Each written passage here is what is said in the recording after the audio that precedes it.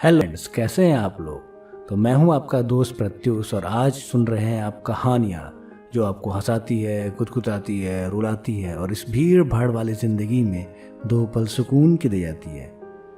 तो दोस्तों, मैं आप लोगों के लिए लेकर के आया हूं एक नई कहानी जिसका नाम है पहाड़ों की वो रात।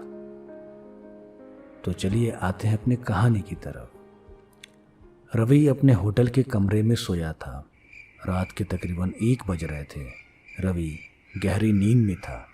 कमरे की खिड़कियों से होते हुए हवा सन सन करते हुए अंदर आ रही थी और इन हवाओं से कमरे के मेज पर रखी छोटी मोटी चीज़ें जैसे कि तेल की शीशी, पानी की बोतल, घड़ी आदि नीचे गिर रहे थे। लेकिन रवि आज कुछ ज़्यादा ही थका था, इसलिए वो गहरी नींद में सोया ही रहा। इनके गिरने का उसके ऊपर कोई असर नहीं पड़ा।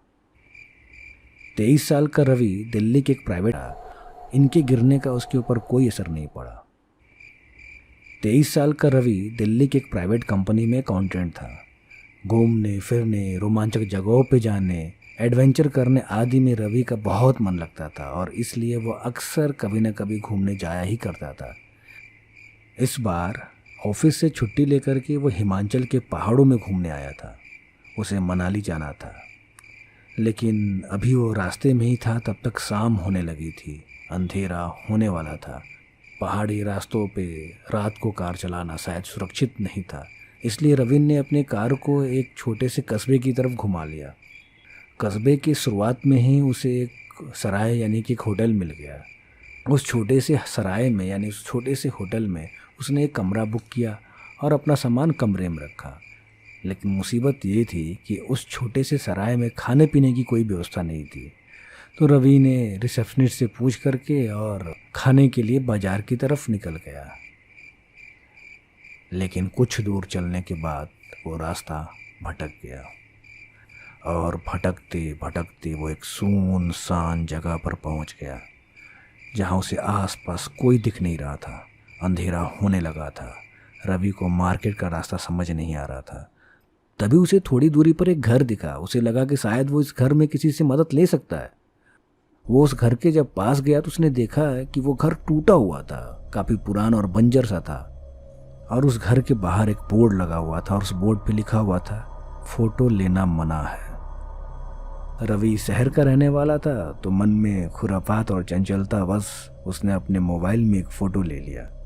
फ़ोटो लेते ही उसे अपने कंधे पर किसी के हाथ का एहसास हुआ। वो घबराते हुए पीछे मुड़ा तो उसने देखा कि एक बुजुर्ग व्यक्ति जिनकी उम्र 75 साल के आसपास रही होगी उसके सामने खड़े हैं।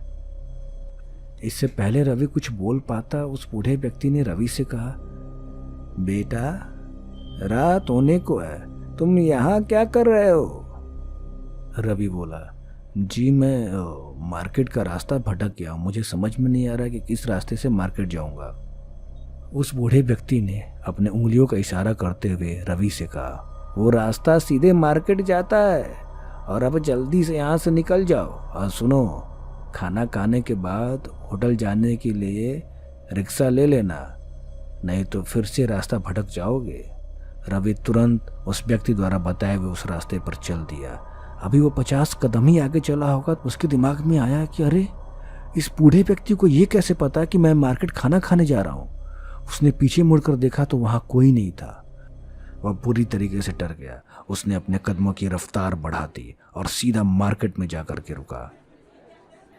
मार्केट में अभी थोड़ी भीड़ भाड़ थी। लोग अपना अपना काम निपटा कर घर जाने की तैयारी कर रहे थे। रवि वहां के एक छोटे से रेस्टोरेंट में खाना खाया और रिक्शा लेकर के सीधा उस छोटे से होटल यानी कि अपने सराय में आ गया।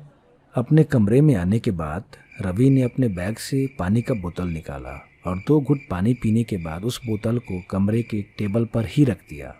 फिर उसने ठंडे तेल की शीशी निकाली और बालों में थोड़ा सा ठंडा तेल लगाया।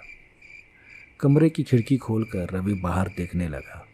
बाहर बहुत सारे पेड़ लगे थे, जिसे देखकर लगता था कि मानो उस होटल के चारों तरफ जंगल हो। खिड़की से अच्छी हवा आ रही थी तो रवि ने खिड़की खुला छोड़ दिया। वो अपने मोबाइल पर घर पे थोड़ी सी बात की और फिर अपने बेड पर लेटे लेटे अपना फ़ोन चलाने लगा। फ़ोन चलाते चलाते उसका ध्यान उस वीराने घर की तरफ गया जिसकी फ़ोटो उसने ली थी उस फोटो को देखने के लिए रवि जब अपने फ़ोन के गैलरी में गया तो उसे फ़ोटो वहाँ नहीं मिला।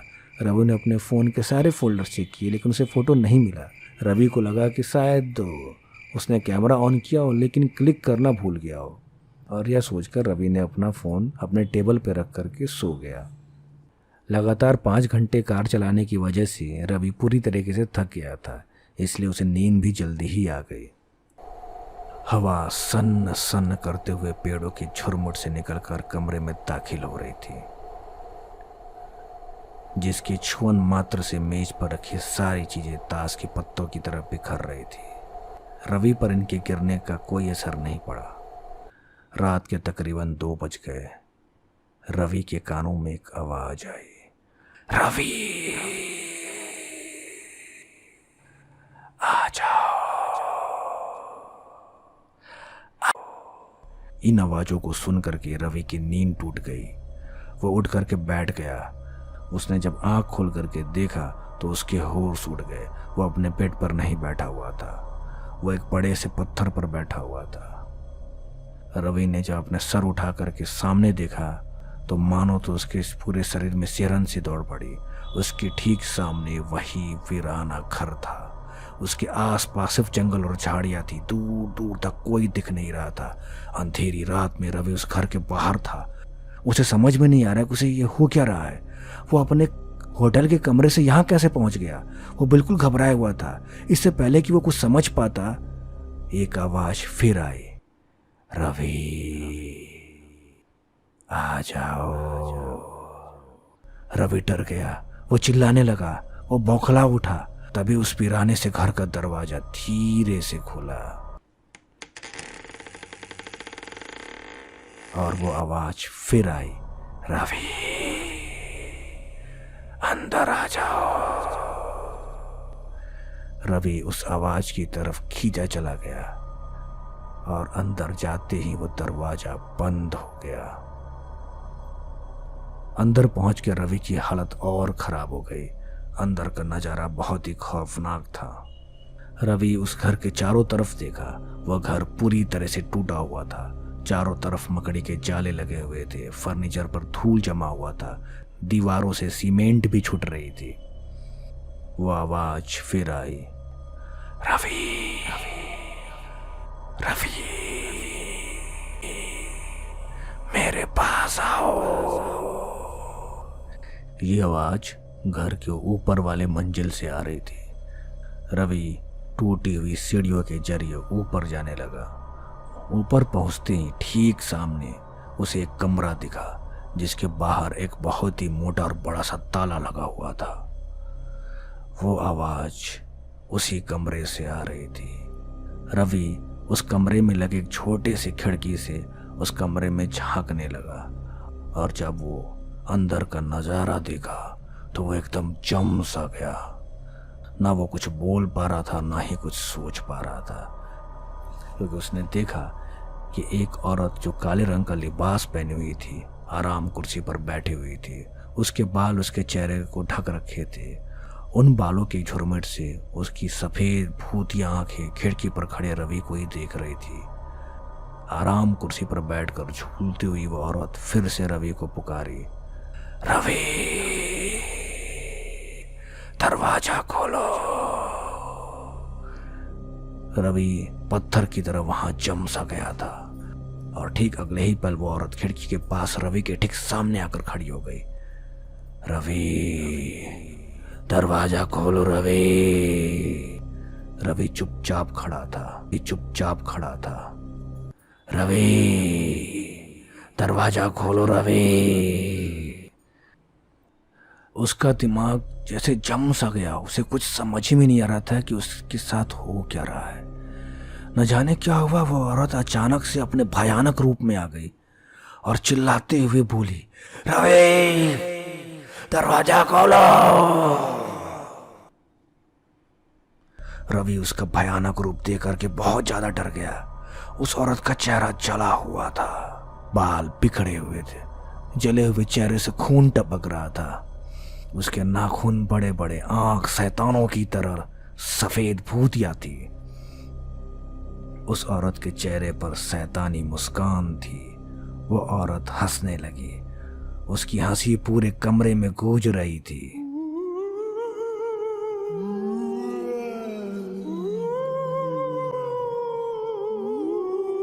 उसकी हंसी सुनकर रवि को होश आया। रवि वहां से भागना चाहता था, वहां से निकलना चाहता था। उसकी हंसी इतनी भयानक थी कि रवि से बर्दाश्त नहीं हो रही थी। रवि ने अपने दोनों कानों को अपने दोनों हाथों से बंद कर लिया। रवि तेजी से सीढ़ियों से नीचे उतरने लगा, लेकिन दीवार पर लगे एक छोटे से कील से रवि के हाथों में खरोच आ गई।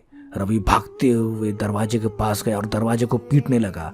वो औरत और भयानक तरीके से चिल्लाने लगी। उसकी हंसी पूरे घर में गूंज रही थी। इतनी भयानक हंसी आज तक रवि ने किसी की नहीं सुनी थी।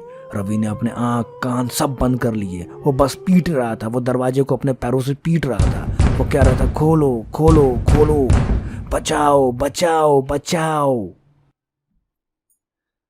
रवि के कानों में आवाज गई, Ravi sir, Ravi sir, Ravi sir. Ravi ने आंखें खोला तो देखा कि वो होटल के कमरे में है।